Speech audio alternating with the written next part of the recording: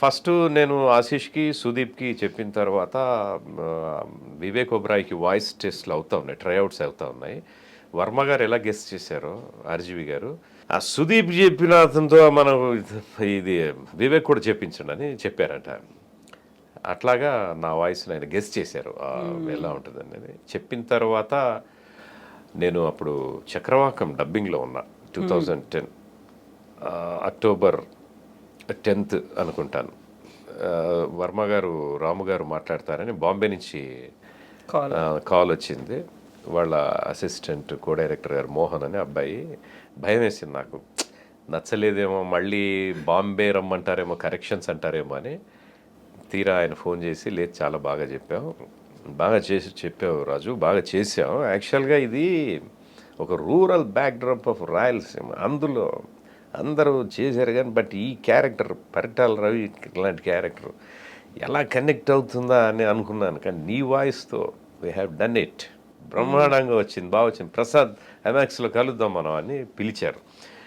నేను మా ఇన్ఛార్జ్ కాంచన్ బాబు గారు ఇద్దరు వెళ్ళి ఆయన కలిసి ఆ, ఆయన మళ్ళీ ఒకసారి బాగా చెప్పామని. ఆ తర్వాత చాలా సినిమాలు, రాము గారి సినిమాలు, చాలా సినిమాలు చేశాను నేను. ఇందులో కల్కిలో కూడా ఆయన చాలా బాగా చేశారు. ఒక బిట్ ఉంది. బాగా చేశారు, చాలా మీకు బాగా. తెలుసా ఆయన అందులో యాక్ట్ చేస్తున్నారు, ఆయన కూడా రోల్ తెలియదు, అదే మరి అసలు చాలా అంత సర్ప్రైజ్ కదా. అవును, అందులో రాజమౌళి గారు. రాజమౌళి గారు, దుల్కర్ సల్మాన్ అండ్ ఆర్జీవి గారు. ఆ తర్వాత అసలు మన విజయ్ దేవరకొండ అన్నది కూడా ఎవరు ఫస్ట్ స్టార్టింగ్లో తెలియదు, కానీ అద్భుతం. వీళ్ళంతా సినిమాకు ఒక రకమైన మంచి ఫ్లేవర్ వచ్చి అసెట్ అయ్యారు అందరు కూడా బాగా, రియల్లీ. అట్లాగా షారుఖ్కి పఠాన్ సినిమాలో విక్రమ్ గారికి. విక్రమ్ గారికి గతంలో కొన్ని శాటిలైట్ మూవీస్ చెప్పిన, ఇప్పుడు కమ్మింగ్ తంగ్లాన్ అని ఒక మంచి బొంబాట్ మూవీ, అసలు పా రంజిత్ గారు డైరెక్ట్ చేశారు. ఆ, అద్భుతమైన చిత్రం, ప్రతి ఒక్కరూ చూడాల్సిన చిత్రం, కల్ట్ అంతే. అంటే ఇండియన్ స్క్రీన్ మీద మరో అద్భుతమైన చిత్రం రాబోతోంది, తంగ్లాన్. అందులో నేను విక్రమ్ గారికి చెప్పాను. కోర్స్ ఈ అవకాశం కూడా నాకు శ్రీనివాసమూర్తి గారు ఇప్పుడు ప్రస్తుతం ఆయన లేరు కాబట్టి అట్లాగా వచ్చింది. బట్ వాయిస్లు అన్నీ టెస్ట్ చేస్తున్నారు. అంటే ఆయన తర్వాత ఇంకెవరు నెక్స్ట్ ఆర్సీఎంఏ బెస్టా, ఇంకొకరు బెస్టా అని అనుకోకుండా చూసుకుంటున్నారు ఆ క్యారెక్టర్కి ఎవరైతే సూటబుల్ అన్నది. బట్ నేను ఇవన్నీ చేయగలుగుతున్నాను అని అంటే ఫస్ట్ ఆఫ్ ఆల్ మిమిక్రీ ఒకటి, and theatre arts, PG diploma in theatre arts Osmania Telugu యూనివర్సిటీలో ఎంఏ థియేటర్ ఆర్ట్స్ చేయటం. ఇక్కడికి వచ్చినప్పుడు నాకు ఇండస్ట్రీకి నాదంతా, నేను ఇక్కడ ఉమ్మడి మహబూబ్ నగర్ జిల్లా వనపర్తి ఒక ఒక చిన్న టౌన్ నుంచి వచ్చాను నేను. అక్కడి నుంచి మాకేంటంటే ఎక్కువగా మా గురువు గారు పుల్లయ్య గారు నన్ను తీర్చిదిద్దారు. యాక్చువల్గా ఆయన చేతిలో పడకపోతే నేను ఆర్టిస్ట్ని అయ్యేవాడినో కాదో అని ఎందుకంటే చాలా తక్కువ అక్కడ స్టేజ్ పర్ఫార్మెన్సులు కానీ, లేకపోతే పరిషత్ నాటకాలు లాంటివి జరగడం కానీ.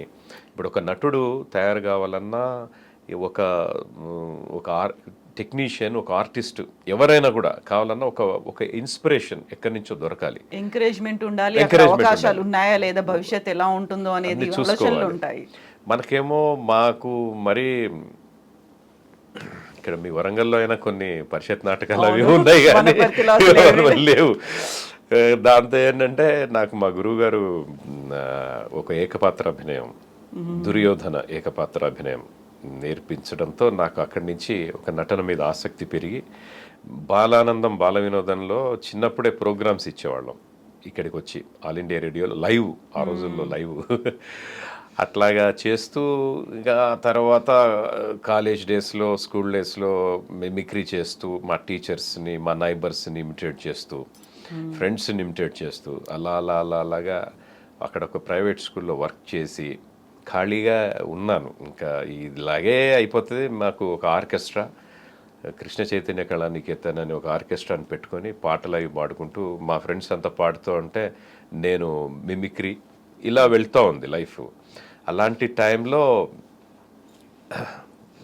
శివయ్య ఇట్లా కాదని చెప్పి మార్చేశారు, ఇటు ఇది రూట్ మార్చేసి కాదు, ఇలా రా అని చెప్పి మొత్తానికి ఇక్కడికి రావటం. ఇక్కడికి వచ్చిన తర్వాత పీజీ డిప్లొమా ఇన్ థియేటర్ ఆర్ట్స్లో గురువు గారు ప్రదీప్ కుమార్ గారు, ప్రసాద్ రెడ్డి గారు మమ్మల్ని తీర్చిదిద్దడం. ఆ తర్వాత ఎంఏ థియేటర్ ఆర్ట్స్లో తల్లావుజుల సుందరం మాస్టర్ గారు, మల్లాది గోపాలకృష్ణ గారు, వినోద్ బాల గారు, వీళ్ళు మాస్టర్స్ అందరూ, చాలా భూషణం గారు, ఇంకా చాలామంది, కళ్యాణి మేడం, వీళ్ళంతా కూడా మమ్మల్ని సానబట్టి వాళ్ళ పొరపాట్లు, మేము చేస్తున్న పొరపాట్లు, ముఖ్యంగా నాకు మొదటి నుంచి నా వాయిస్ మీద ఒక కాన్ఫిడెన్స్, వాయిస్తోనే ఏదైనా చేయాలని ఆల్ ఇండియా రేడియోలో కూడా యువవాణి ప్రోగ్రామ్స్ క్యాజువల్ అనౌన్సర్గా చేశాను.